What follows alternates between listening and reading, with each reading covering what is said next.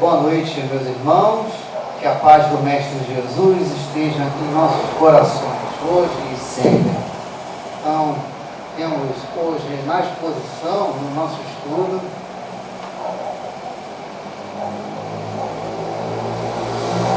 uma temática muito importante para a nossa reflexão enquanto espíritas. O Espiritismo traz as verdades do Consolador prometido, que é o próprio Espiritismo, né? Então, ela ajuda, essas verdades nos ajudam a nos tornarmos pessoas melhores, a avançarmos do ponto de vista do progresso moral, do crescimento espiritual.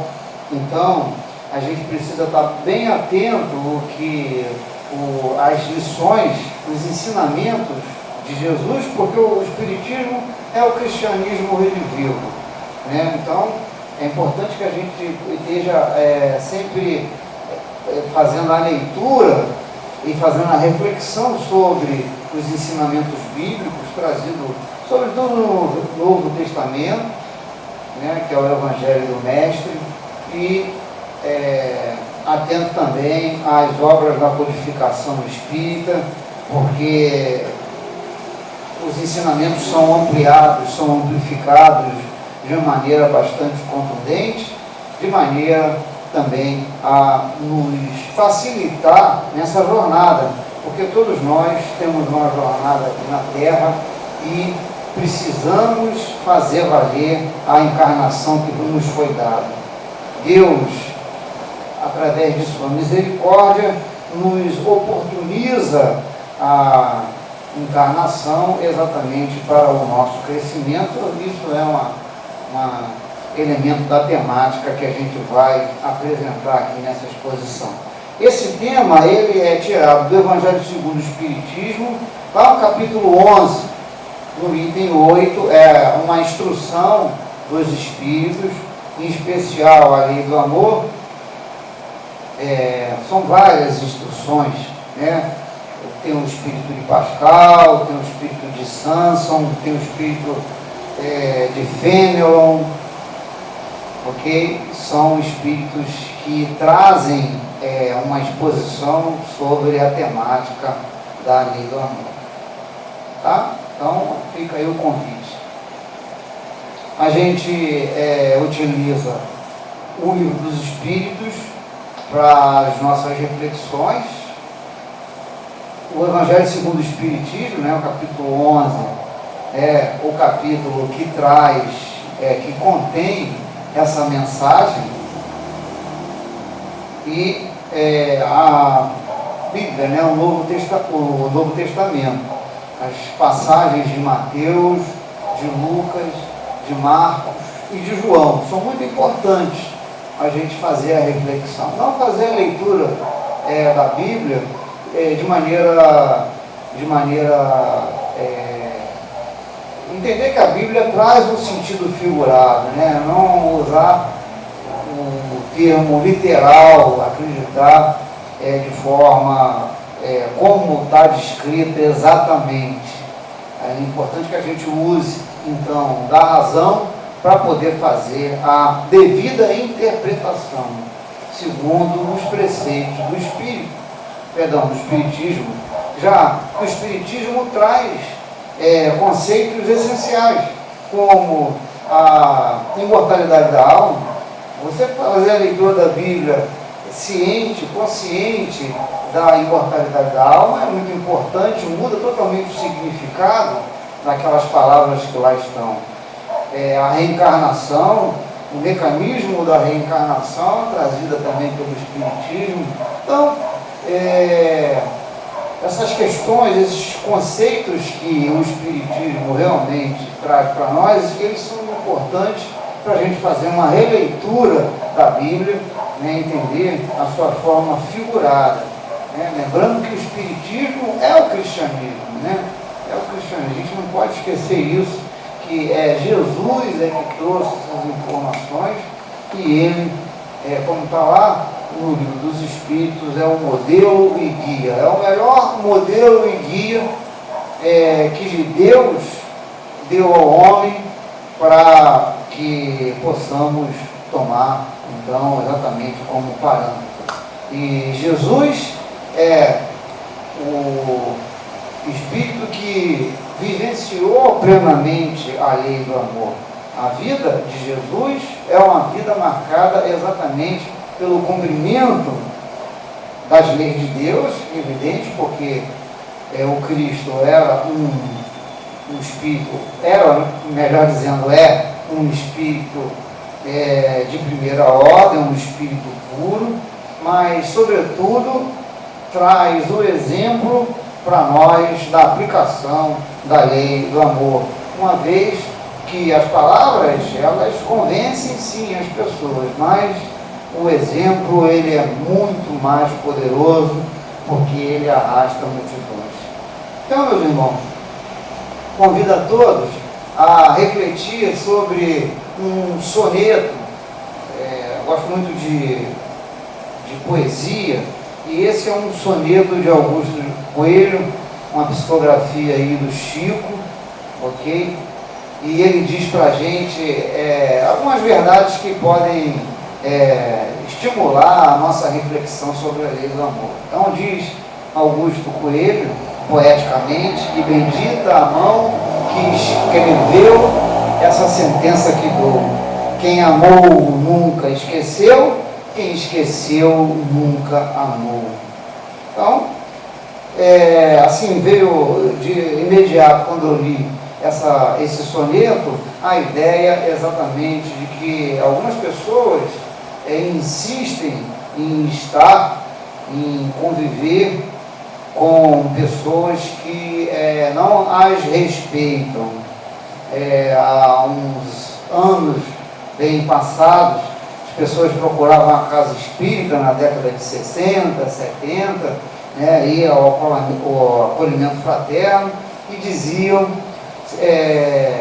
os problemas que passavam, problemas conjugais sobretudo, de violência familiar, mulheres que apanhavam de homens, em geral é isso, Existem alguns casos também de mulher bater em homens, mas o mais comum é o contrário.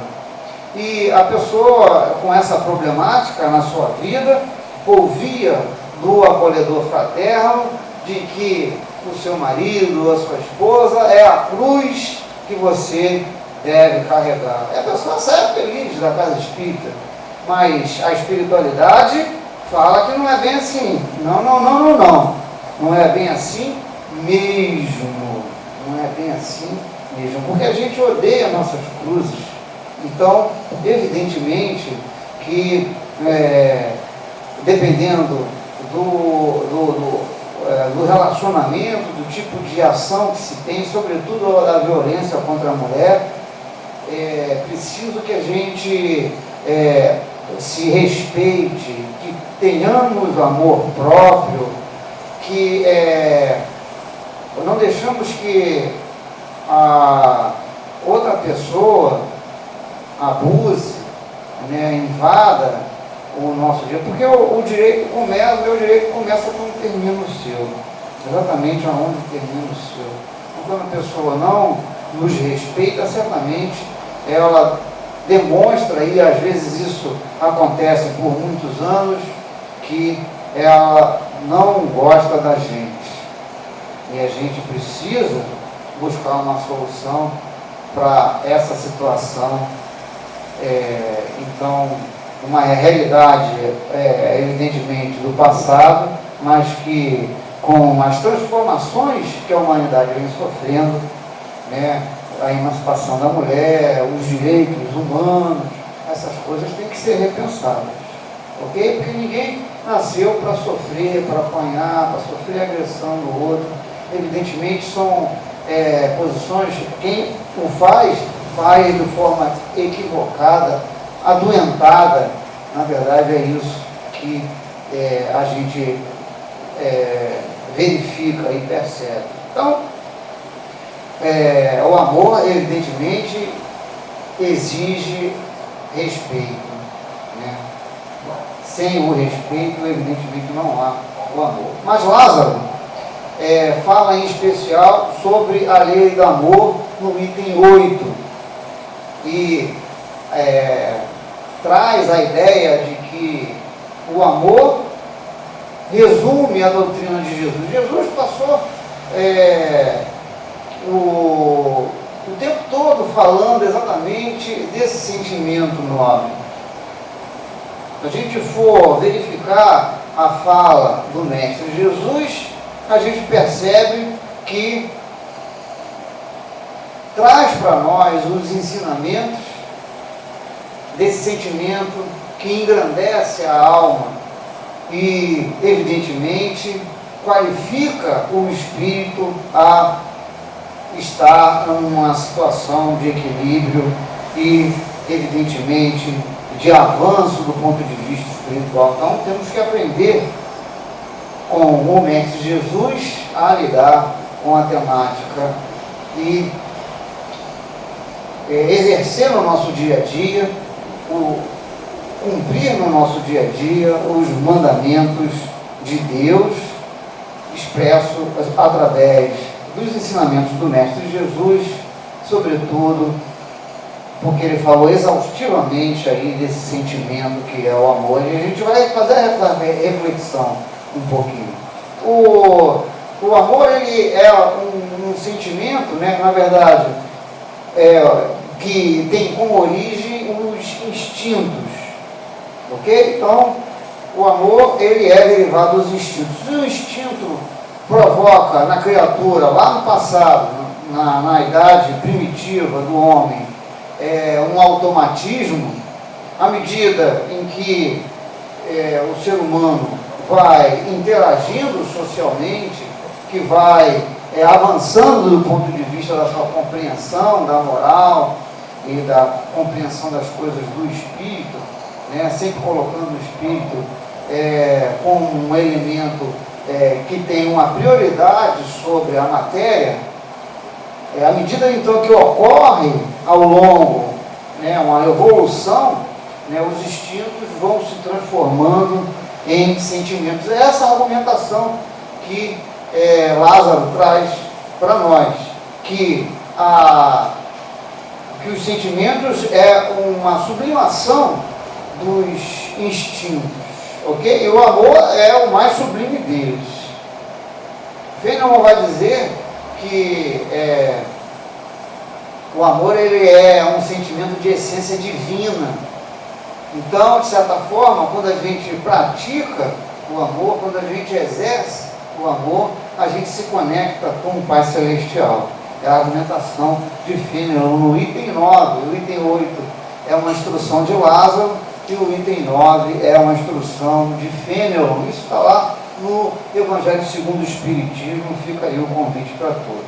Então, tem um esquema em etapas, né, como se fossem escadas, né, onde o homem, representando a evolução, então, dos sentimentos, e o amor é um sentimento, é o mais nobre dos sentimentos. Então, tudo tem origem lá nos instintos. Esses instintos, à medida que a convivência com as criaturas, né, e com o avançar do ponto de vista moral do homem, se transforma em sensações que podem ser boas ou ruins, e à medida que vai avançando ainda mais, que vai se depurando ainda mais, se transforma em sentimentos. Essa é a argumentação que o benfeitor traz para nós. Opa! Travou?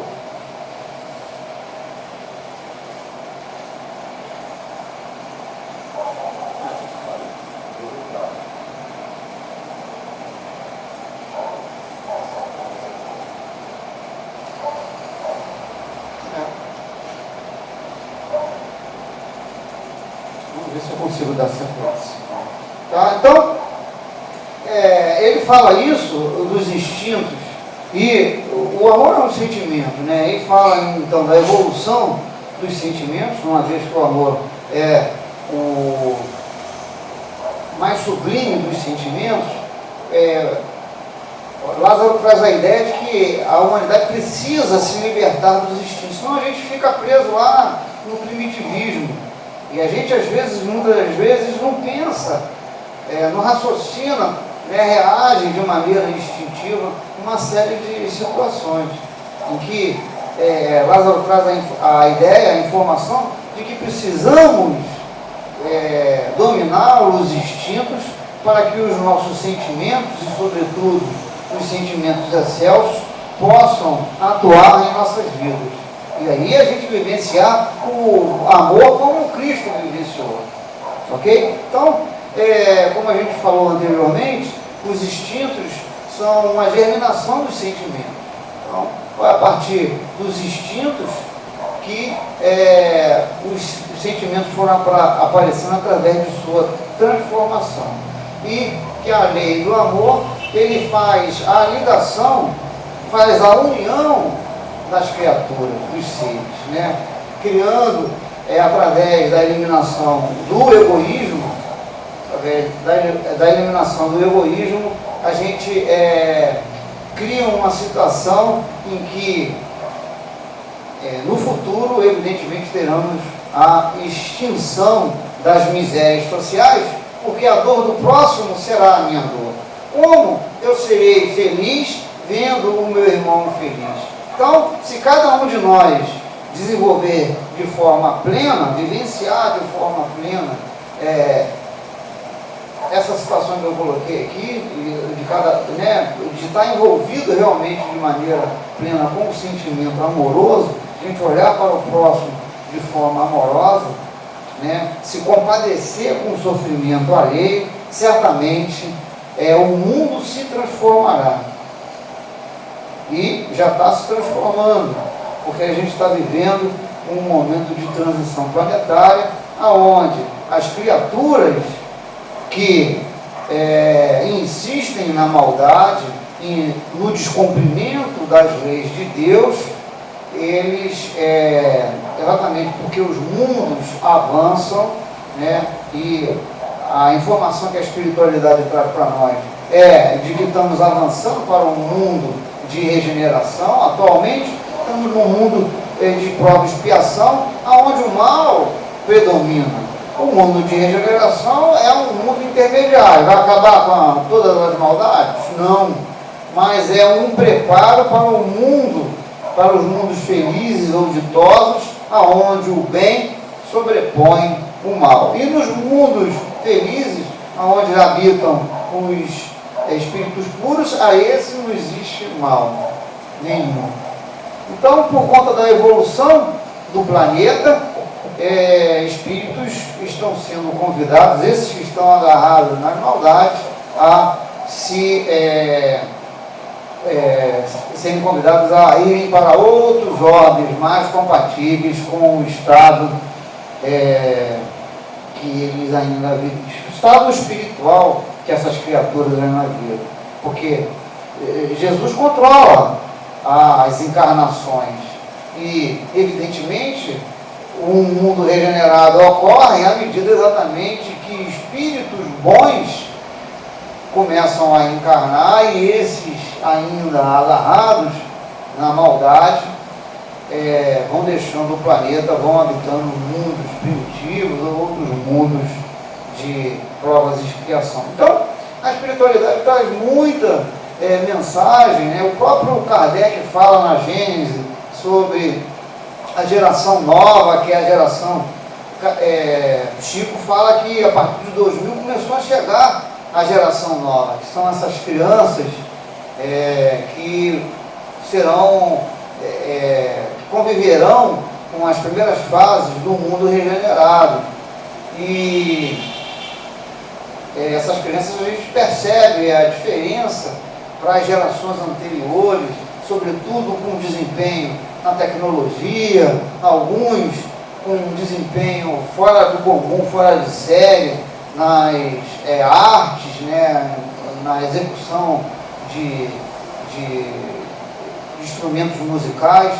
Então, se a gente parar para alguns assim, que se chamam a atenção por conta da inteligência, estava vendo uma reportagem na internet, assim, não chequei muito para saber a verdade, mas assim de forma generalizada eu acho que isso é possível. Uma criança de 9 anos lá nos Estados Unidos estava comemorando a formação, ela estava se formando na faculdade com 9 anos, né? Eu fico assim pensando como é que pode acontecer essas coisas e casos como esses acontecem aqui e acolá. E agora, nessa fase de transição planetária, a gente percebe uma intensificação. Então, evidentemente, um mundo regenerado é um mundo onde a lei do amor é muito mais exercida pelas criaturas do que no mundo de provas e expiações. A gente tem que estar atento de que é o amor, esse sentimento, quando a gente descobrir, e o Cristo teve o seu verbo voltado para o amor, quando a gente descobrir a necessidade de realmente praticar ao outro, de se compadecer com o sofrimento do próximo e colocar a nossa felicidade centrada exatamente no desejo de fazer os outros felizes, aí certamente teremos um mundo completamente transformado. Bom, o João Evangelista, na sua primeira epístola, lá no capítulo 4, no versículo 7 ao 21, fala, o título da passagem é Deus é amor. João Evangelista traz essa ideia. E é uma ideia muito comum, que eu já vi expositores apresentando essa ideia no movimento espírita, de que Deus é a fonte do amor que habita em todos nós. Então, o amor, ele tem como gênese, como origem a Deus, a criatura que a gente entende como sendo soberanamente boa, justa. E então, quando a gente percebe que a origem do amor é Deus, toda vez que a gente cumpre a lei do amor, certamente é um reflexo da influência de Deus em nossas vidas. Então eu gosto muito dessa passagem, porque além disso, João fala que aquele que não ama não conhece a Deus. Então aquele que não ama o próximo, uma temática muito trabalhada no movimento espírita é de que não é possível amar a Deus sem amar o próximo, e nem amar o próximo sem amar a Deus. A gente percebe que isso tem origem aqui em João. João traz essa coisa, porque diz que aquele que não ama não conhece a Deus. E mais, nos versículos que seguem, a passagem é muito bonita. Ele vai dizer que não acredita naquele que diz que ama a Deus, mas odeia seu irmão. Então, para que a gente possa cumprir a lei do amor, meus irmãos, nós precisamos amar a todos indistintamente. Parece assim longe da nossa realidade e perto da realidade do Cristo, porque Ele sim amou a todos nós. Mas com o avanço moral das criaturas, com o desenvolvimento da perfeição, que a todos nós estamos condenados, certamente um dia chegaremos a essa condição, de vivenciar o amor de forma plena. Então, João é categórico, o evangelista ele é categórico ao trazer para a gente essa ideia de que não é possível amar a Deus sem amar o próximo, porque todos somos filhos de Deus. Se você maltrata, se você viola os direitos do outro, se você odeia um grupo sectário da sociedade, certamente demonstra que você não tem essa ideia de amor pleno que o Cristo trouxe e que muito bem aqui traz o evangelista João, tá? Claro, enquanto eu ainda não consegui vencer essas imperfeições, de amar o próximo, né, como Cristo amou, de amar todos de forma indistinta, de querer ao próximo aquilo que deseja para si, de não fazer ao próximo aquilo que você não deseja para si. Ah, meu irmão, enquanto a gente estiver vivendo, eu me incluo nessa história também, porque eu tenho dificuldade ainda de amar os semelhantes. Enquanto a gente ainda, enquanto a humanidade estiver nessa condição, certamente temos muito caminho a percorrer. Okay? Então, eu acho muito bacana essa passagem de João, né? Então, ele fecha a passagem dizendo: quem ama a Deus, ama também o seu irmão.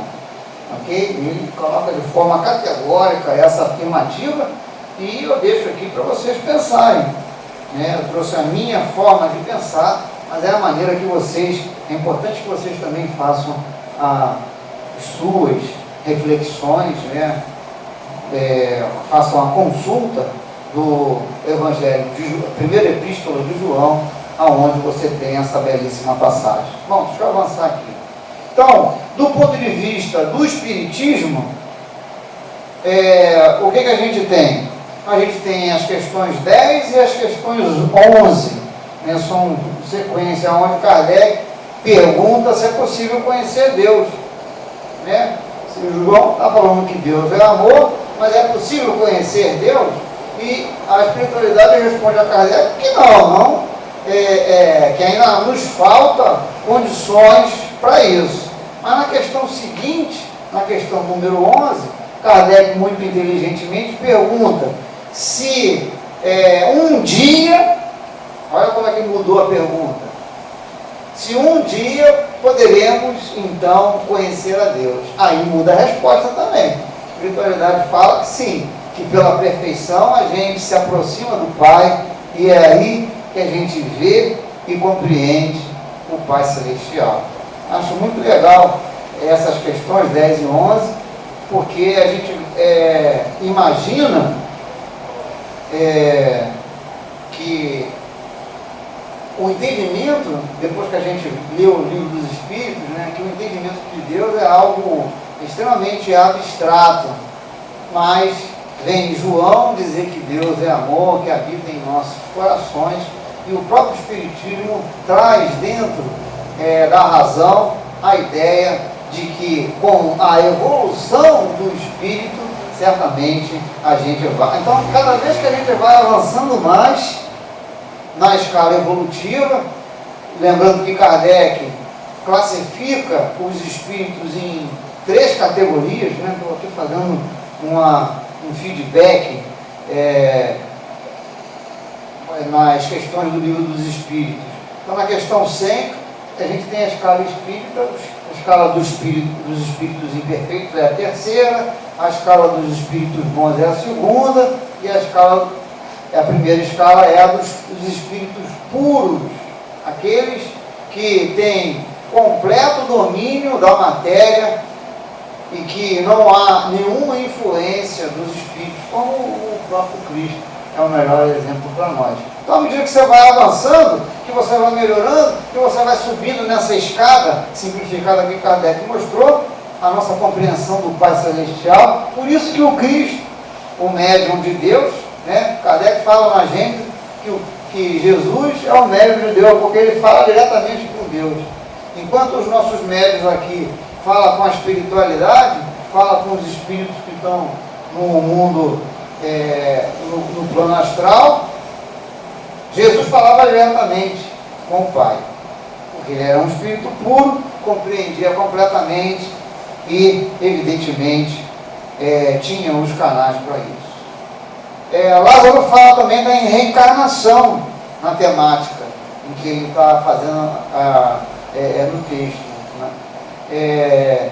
A reencarnação é importante, é um elemento fundamental da doutrina espírita, e é também importante para a gente compreender a lei do amor. Por quê? Porque a reencarnação, que nada mais é do que a volta ao corpo, né? A volta sucessiva, e não existe um número de encarnações, Não é que nem o cartão que tem crédito e aí você vai gastando crédito. Não, não é assim.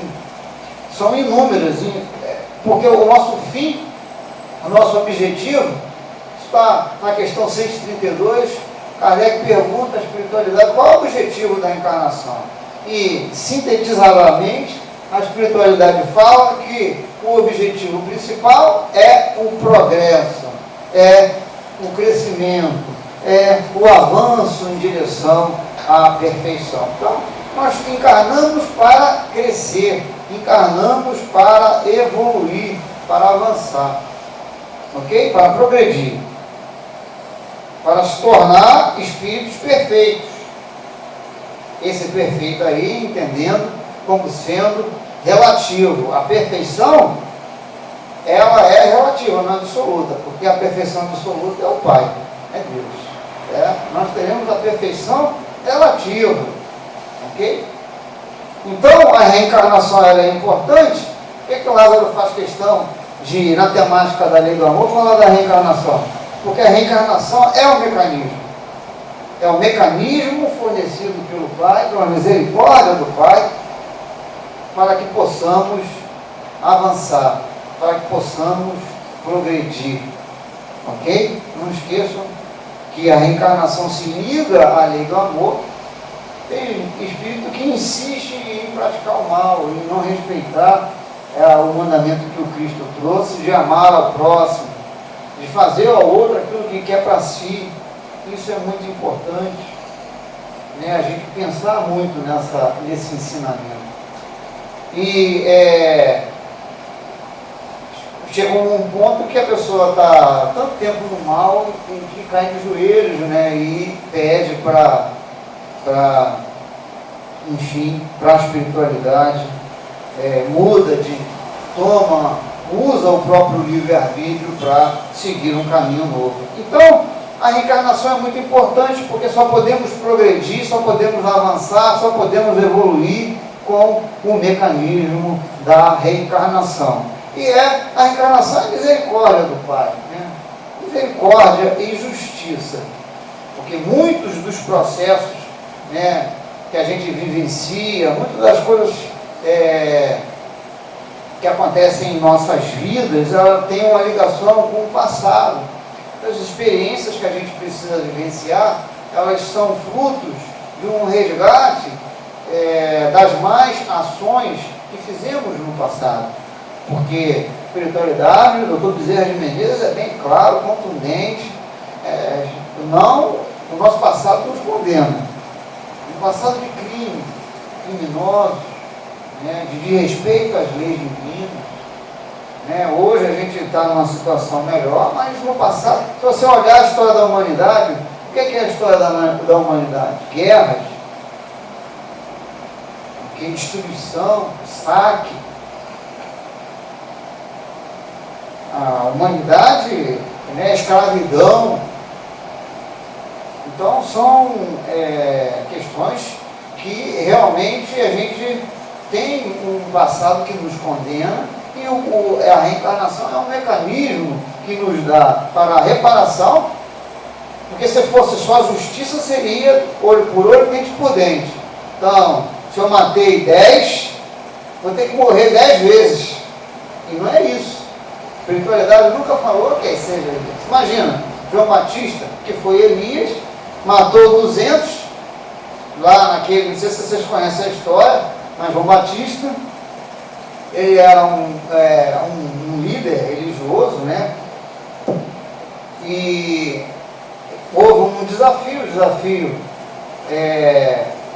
com os pagãos da época,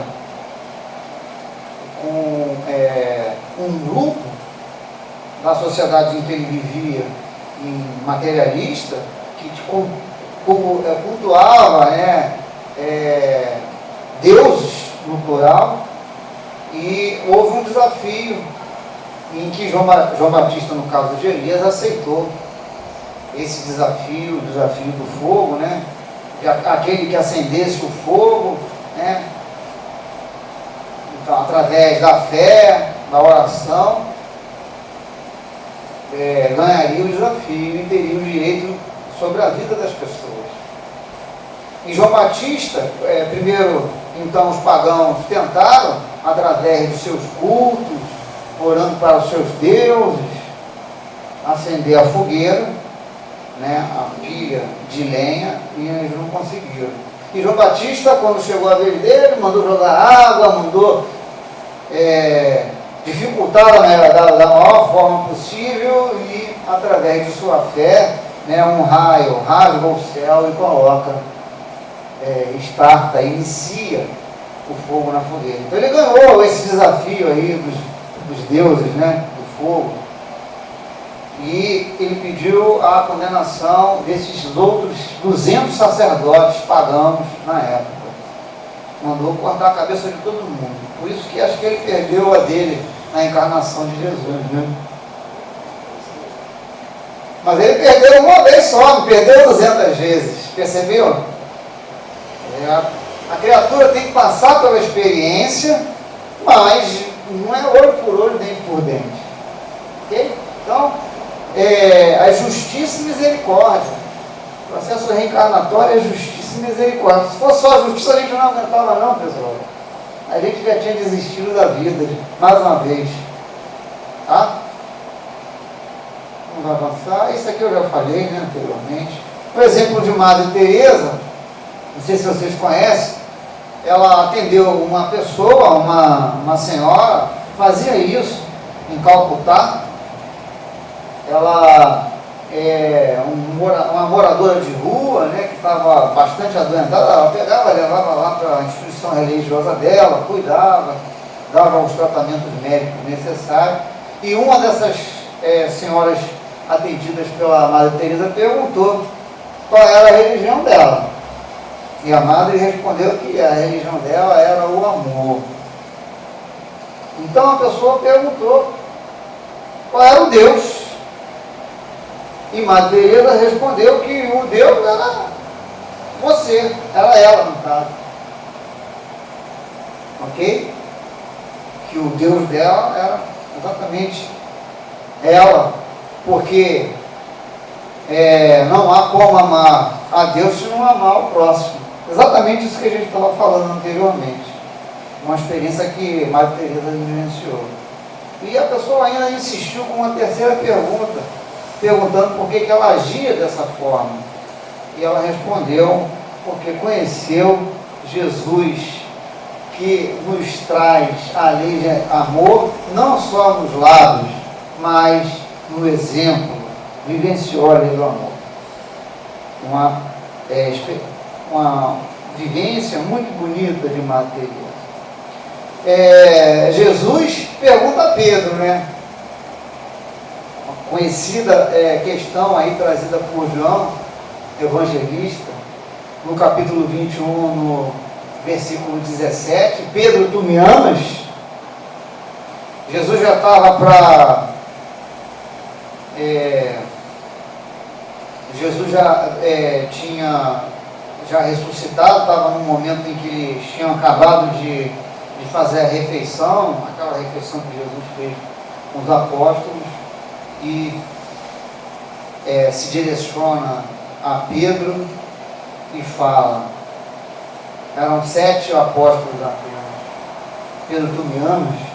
Primeira vez, claro, mestre, eu te amo, o senhor sabe disso. Pedro, tu me amas? A segunda vez, e o apóstolo já ficando preocupado, mas mestre, o senhor conhece tudo, sabe o meu pensamento, lê, sabes que eu te amo. E pela terceira vez, como Pedro negou 3 vezes, né, a Jesus, eu acho que o número de repetições tem a ver para que o Pedro pudesse cair em si, e ele já estava preocupado, né, responde assintosamente que sim, que ama ao Cristo. Então, Jesus diz para Pedro para que, então, apacente as minhas ovelhas e me siga. Muitas vezes eu me coloco na situação de Pedro, né, me perguntando se realmente eu amo a Jesus, se eu comungo de forma plenamente essa lei de amor que ele trouxe para a humanidade. Se eu realmente o sigo. Emmanuel tem uma outra abordagem, né, que traz a ideia para nós de que precisamos, e quando Jesus falou isso para Pedro, era para que ele assumisse a direção desse trabalho religioso, desse trabalho amoroso, melhor dizendo, que Jesus trouxe, esses ensinamentos, para que Pedro encarasse então e replicasse esses ensinamentos trazidos, que não ficasse confinado somente aos 12 apóstolos. Então, que da mesma forma que Jesus trouxe esses questionamentos para Pedro, para que possamos então, sempre que estiver diante daqueles que necessitam, para a gente dar a sustentação, para a gente levar a palavra do Evangelho, para a gente suportar essas almas que sofrem, porque fazendo isso nós estaremos seguindo o Cristo e apacentando as ovelhas, né? Fala também para que a gente ajude o próximo em vez de criticá-lo, em vez de condená-lo, e pede também para que a gente faça uso da educação para com os nossos irmãos que não conhecem e ignoram o Evangelho e a lei de amor trazida pelo Mestre Jesus. Tá? Então, uma passagem presente no Evangelho de Jesus, no Evangelho de João, retratando experiências que o evangelista teve com Cristo. Mas qual o significado da lei do amor? O que é essa lei do amor? Então, na própria temática do Evangelho, você vai encontrar essa resposta de maneira bastante contundente aí pelo Espírito Santo. Então, o benfeitor, ele traz a ideia de que amar é o homem ser leal, ser próprio, ser consciencioso, fazer aos outros, e não é isso que a gente está falando aqui o tempo todo, para fazer aos outros o que se queira que faça a nós. Isso é uma passagem que está lá no capítulo 11, no item 10, do Evangelho segundo o Espiritismo, caracterizando exatamente que amar é agir, então, conforme esses preceitos, né, de fazer ao outro aquilo que se deseja, de não fazer ao próximo aquilo que não se quer para si. Se vai me magoar, vai ferir o irmão.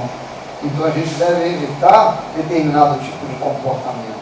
E como é difícil evitar a falar da vida alheia ou fazer comentários em relação aos nossos irmãos, né, das imperfeições alheias, como é difícil ainda para nós verdadeiramente cumprir a lei de amor trazida pelo Cristo. O inimigo da lei do amor é o egoísmo, né? Então, Pascal, de uma psicografia da cidade de Sens, lá na França, diz que o egoísmo é uma chaga da humanidade, é a negação da caridade como sendo o amor em ação, e é o maior obstáculo para a felicidade dos homens. Então, para se conseguir a felicidade, é relativamente simples. Basta eliminar o egoísmo de nossas vidas. O que não é muito simples, né? Na verdade é isso. E lá na questão 917, os comentários de Kardec fala que o egoísmo é a fonte de todos os vícios, né? E a caridade é a fonte de todas as virtudes.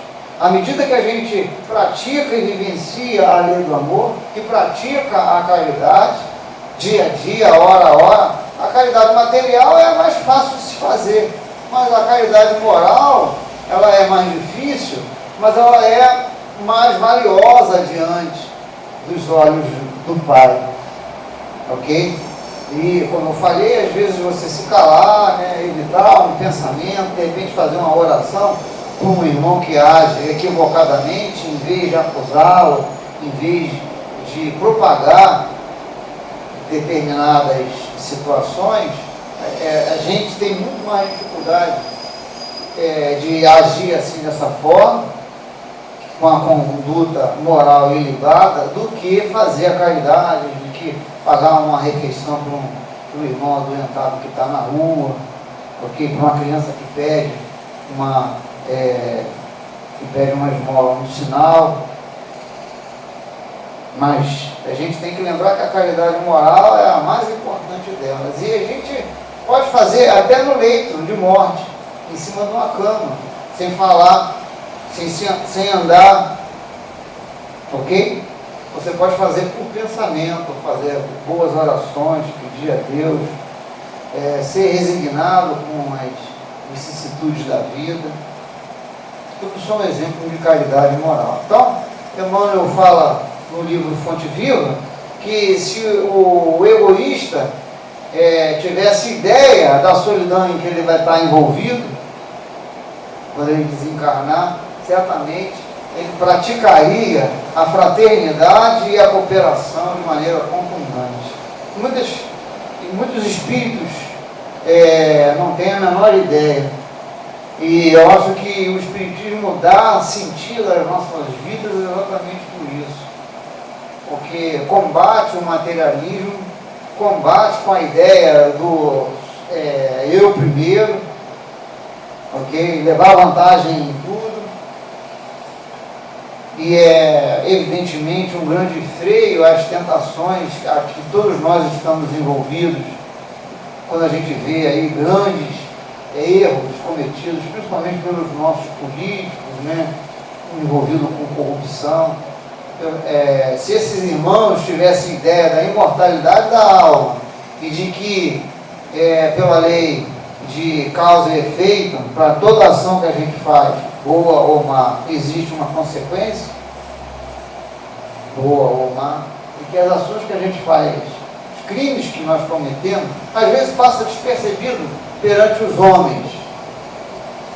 Se vocês acessarem a segunda parte do livro Céu e Inferno, fica aqui a dica.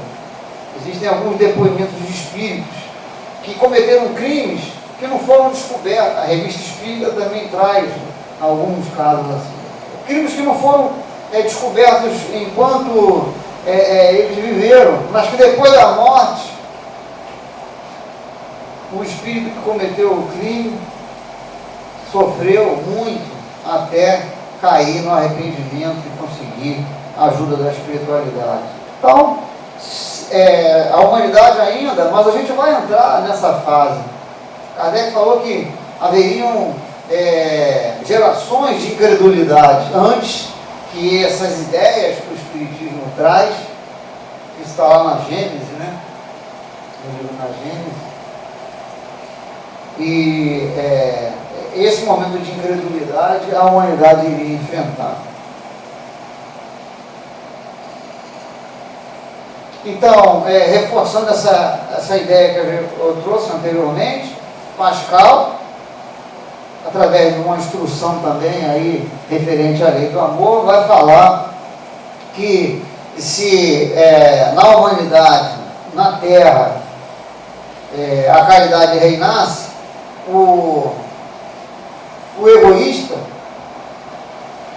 aquele que aplica o mal, aquele que pratica o mal, teria vergonha, ele se sentiria deslocado e se afastaria, envergonhado da maneira de proceder. Eu fico imaginando se eu fosse convidado a ir para um mundo mais avançado, né, desdobrado, que certamente a gente não quer voltar de lá, né, porque deve ser uma paz, uma alegria, mas a gente não tem condições de ficar lá não, porque a gente ia ficar morrendo de vergonha das coisas que a gente pensa, né? No mundo espiritual a gente não consegue esconder, ainda mais num mundo mais avançado.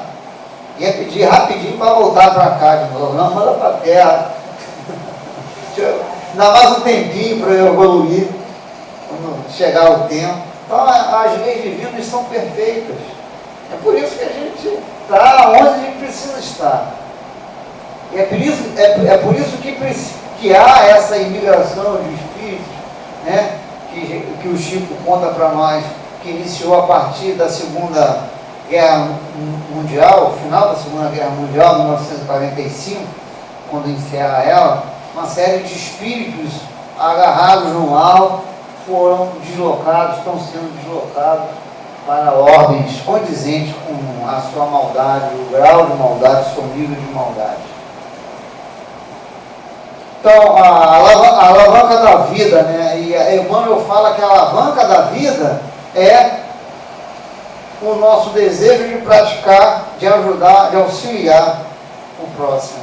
À medida que a gente abre mão dos nossos interesses pessoais e se preocupa com o sofrimento alheio, na medida que a gente faz isso de forma amorosa, se dispõe, a gente está diante da alavanca da vida, que vai nos elevar até os céus. Eu uso até uma parábola, que é Arquimedes, um grande pensador da antiguidade, que disse que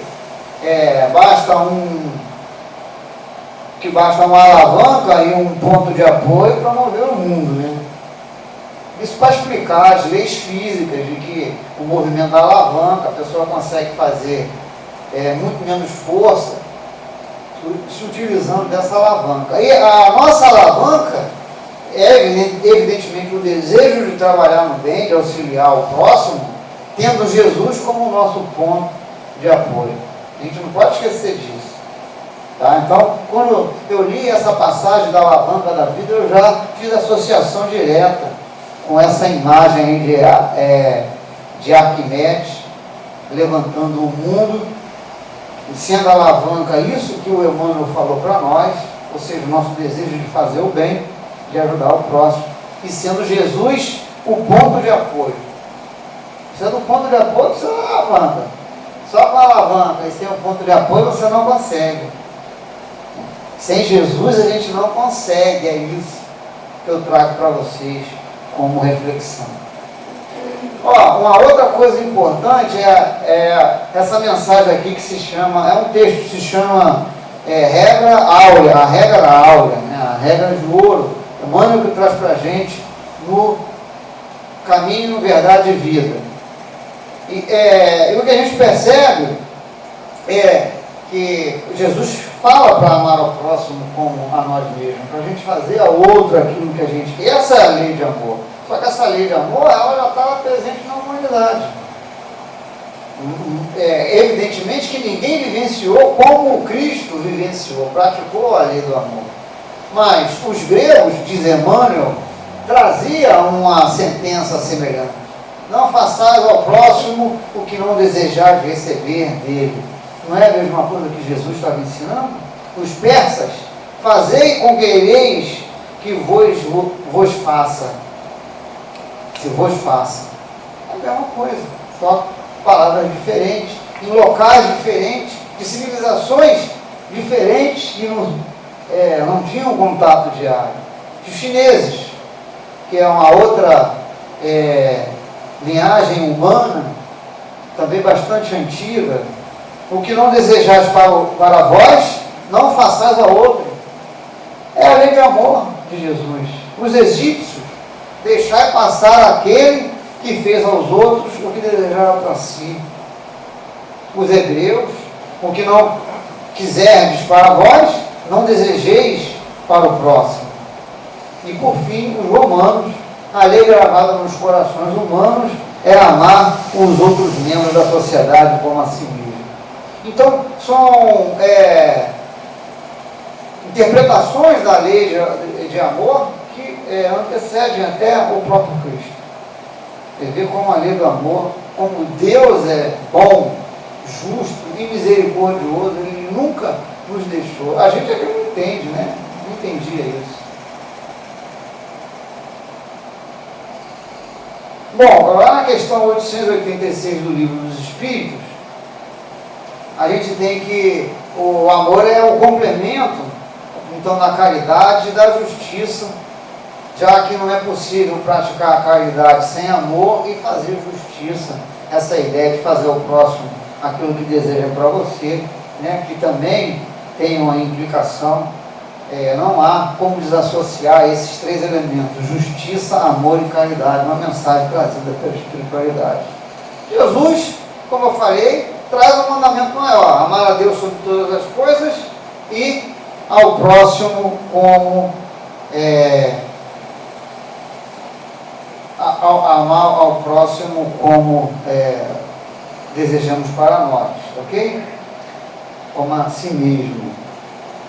Esses dois mandamentos, eles encerram toda a lei e os profetas. É interessante que Jesus falou que eu não vim destruir a lei e os profetas, mas sim cumpri-la. E essa passagem, ela é uma passagem que marca a sexta antítese de Jesus. Antítese, a ideia uma sentença, por exemplo, de situações contrárias. Mas como que Jesus falou que veio cumprir a lei, e ele fala, traz para nós uma outra maneira de interpretar as leis mosaicas, tá? É uma das antíteses de Jesus. Como amar aos desafetos, ou os inimigos, né? Amai os inimigos, que está presente em Marcos. Perdão, na verdade a antítese não é o mandamento maior, a antítese é o amor aos inimigos, né? Jesus contraria a lei, então, que era a lei de Italião, né? Que pregava o amor ao próximo e o ódio aos inimigos. E Jesus faz uma nova interpretação dessa lei, ou seja, amai-vos não somente aqueles que estão próximos, mas os inimigos. Porque se você amar somente os seus queridos, aqueles que estão próximos, os seus familiares, o que você está fazendo de diferente dos fariseus? Ele traz essa reflexão, é o Cristo que traz. Tá? Então, faz uma releitura da lei mosaica, da lei de Italião, olho por olho, dente por dente. Por isso que é a sexta antítese, né? O termo que os teólogos utilizam como elemento necessário para o avançar. Também Jesus disse que os seus apóstolos serão conhecidos exatamente por exercer a lei do amor, por muitos se amarem. Então, por isso que todos devemos amar uns aos outros, como o próprio Cristo nos exemplificou. Para encerrar, então, a gente tem uma música muito bonita de Tim Vanessa, que eu trago aqui para vocês.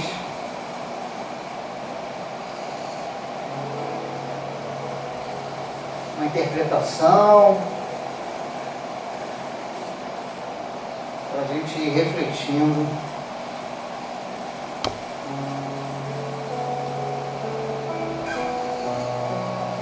sobre a lei de amor e de caridade, essa necessidade que a humanidade tem.